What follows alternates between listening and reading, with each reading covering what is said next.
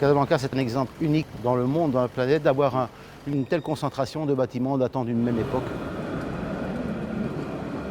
Je m'appelle Philippe, je suis architecte et je vis au Maroc depuis près de 30 ans et à Casa depuis une dizaine d'années. Et je suis un peu passionné par cette ville. Les premiers bâtiments ici dans le centre-ville datent de 1917, à peu près 1915-1917. Mais c'est une ville qui a explosé en l'espace de 10-15 ans. On va aller voir ce bâtiment-là, couronné du dôme en zélige. Bon, toute la façade qui ondule, ces ondulations qu'on voit et qui sont mises en valeur par les carreaux de céramique colorés. Alors ici, rien que sur ce hall d'entrée, on retrouve tout le savoir-faire des artisans de l'époque. Ça, par exemple, ça c'est magnifique.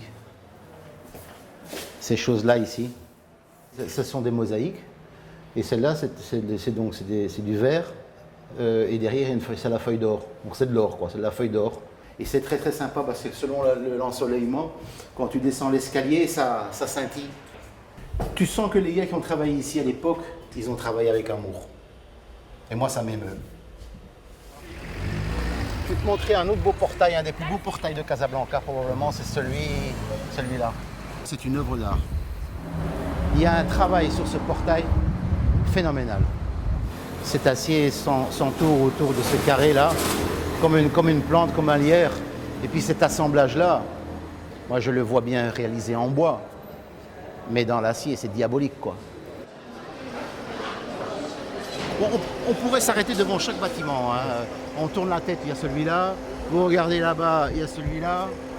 Et c'est sympa de voir comment les mecs qui se sont éclatés, quoi. Tu vois, c'était un bâtiment qui aujourd'hui appartient à une société d'assurance.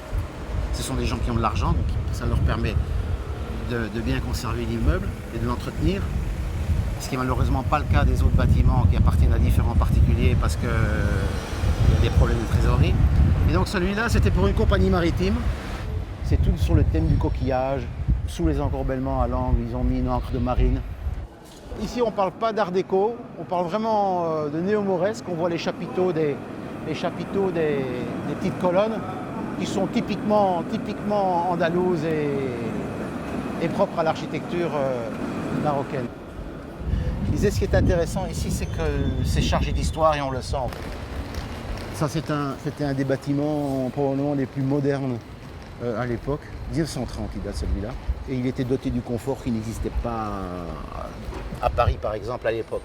Il y avait ici, chaque appartement, chauffage central, vide ordure, des appartements très très lumineux. Ça, c'est le palier type. C'est rigoureusement travaillé dans les axes, les portes sont dans les axes. C'est un travail, c'est diabolique.